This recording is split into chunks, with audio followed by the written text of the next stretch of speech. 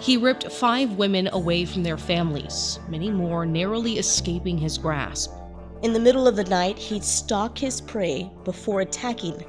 This is South Texas Crime Stories, the San Antonio Strangler.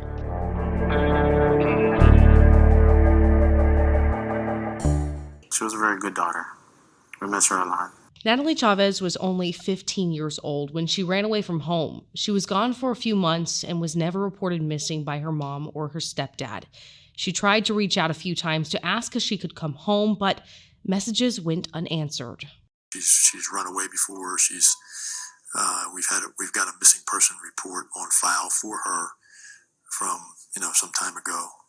She was not reported missing, though, when she was murdered. On December 17, 2014, Natalie sent another text to her stepfather saying she was ready to come home and she loved them. Her family, they never answered. I felt like maybe if we would have answered, there's a lot of what ifs, if we would have answered, maybe this could have been avoided. The teen's body was found the next morning at 10 a.m. under a bridge near the intersection of Veracruz and Nueva León Street. SAPD said she was found naked, the medical examiner saying her cause of death was strangulation. Police started looking for who was responsible for Natalie's death.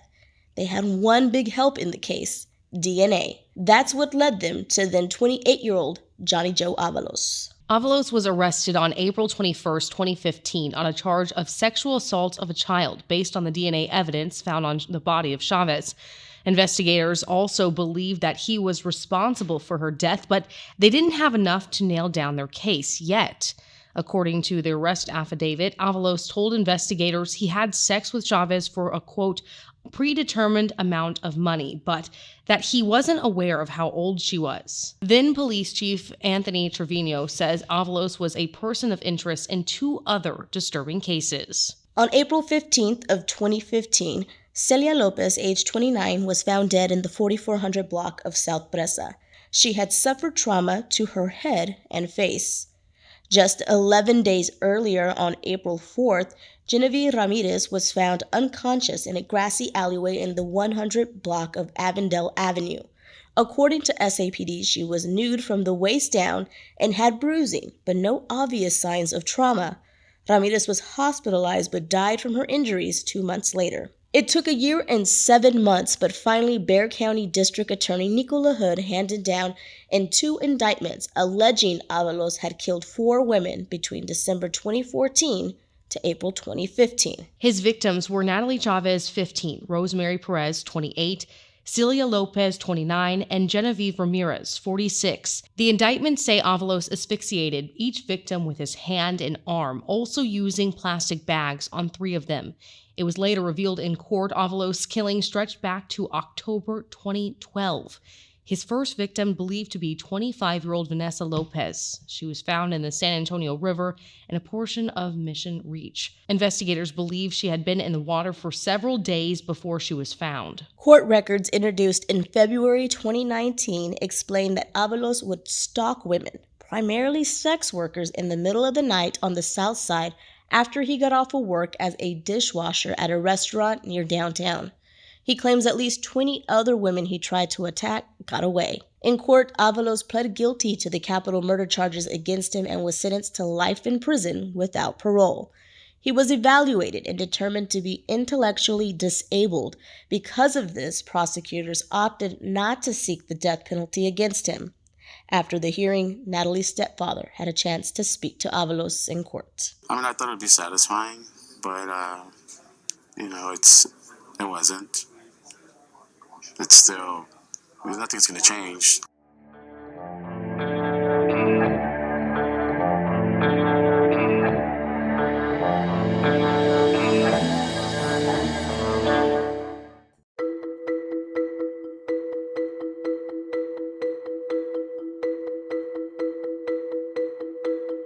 Hello, KSAT viewers. I'm Stefania Jimenez, anchor and reporter at KSAT 12 in San Antonio. On weeknights, you'll catch me on the Night Beat. Many of you want the news before 10 p.m., and this is for you. It's called The 9 at Night, a live 9-minute digital newscast airing at, you guessed it, 9 p.m.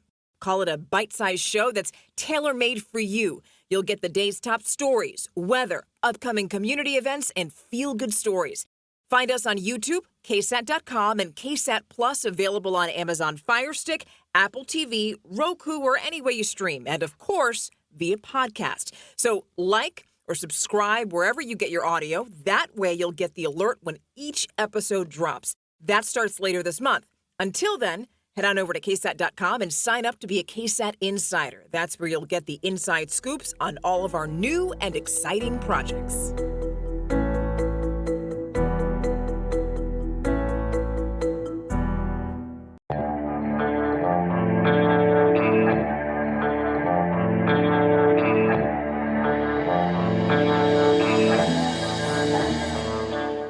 With this case, I think it's unique because prosecutors made a point to say they were not going to seek the death penalty in it. Yeah, so the assistant DA, David Lunan, explained the definition of intellectually disabled is determined by state law and begins with an IQ examination with 70 or below as a starting point.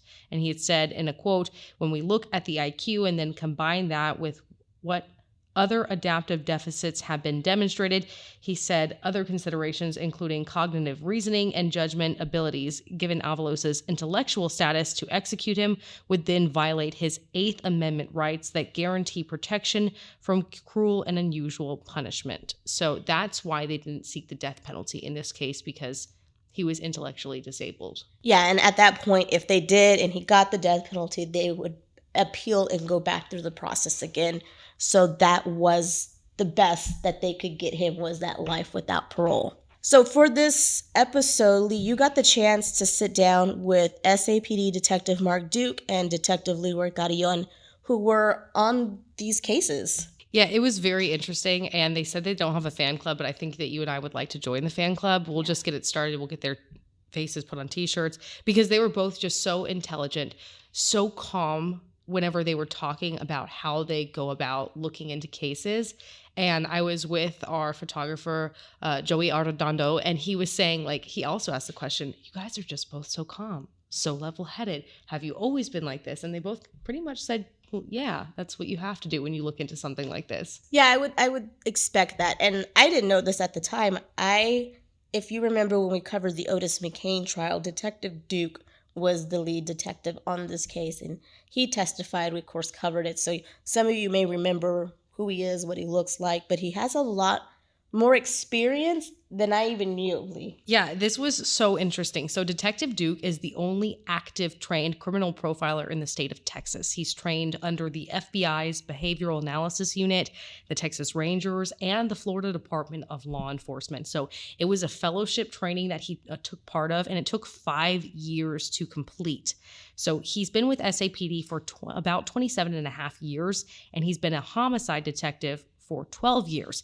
Now, Detective Carillon, he also has so much experience too. So sitting with these two men, Carillon had joined the academy in 1994, graduated that following year, and in 2008, he was promoted to detective, and that's where he's been ever since in homicide. And their level of expertise, how they approach their different cases, it was just so, honestly, I just could listen to them all day. We sat down with them for about an hour talking about these two cases, why they got into it, and their reasonings for getting into this background is because they just wanted to do the most good for people. They wanted to just do the most right that they could by victims. And I'm sure these two cases, I'm sure they're detectives for multiple cases, but particularly this case with Johnny Avalos, I'm sure sticks with them, and I think it's why they wanted to talk about it as well.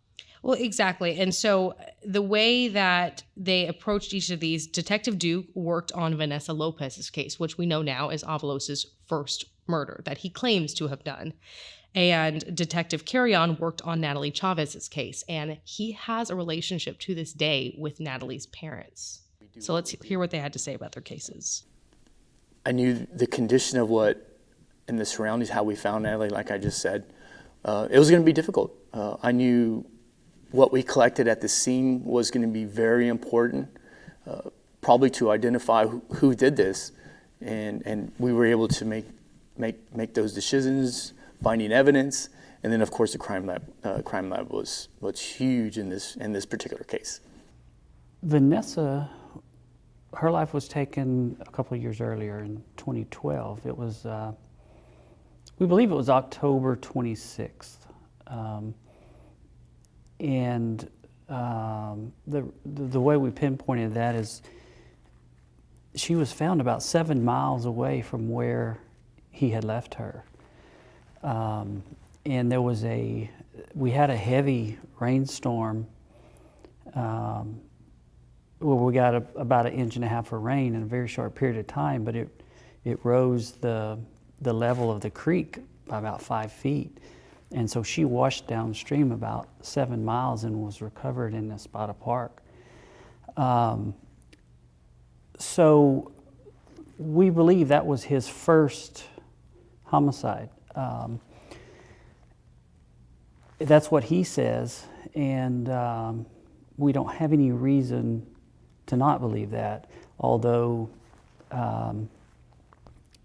we do know that they only tell us what they want to tell us. You know, we have to work through that and try and get evidence that matches that. You have to let the evidence drive the case. But we believe she was the first one that he killed. So eventually they do figure out who's committing these crimes, and DNA was probably their best evidence in this case, as they all kind of matched up. When they sat down with Avalos to discuss the crimes, Detective Duke explained he found an odd pleasure in describing what he did. That's very eerie to me. Very eerie, and just hearing him go into the details of it, just a little bit of viewer warning, I guess, for this part. You know, there's only 3 ways to solve a crime, and that's physical evidence, eyewitness testimony, or a confession. And physical evidence only leads to an arrest and successful prosecution about 13% of the time. So that means the 80+% of other crimes that are solved come from the other 2, eyewitness testimony or confessions. For him, he's a different animal.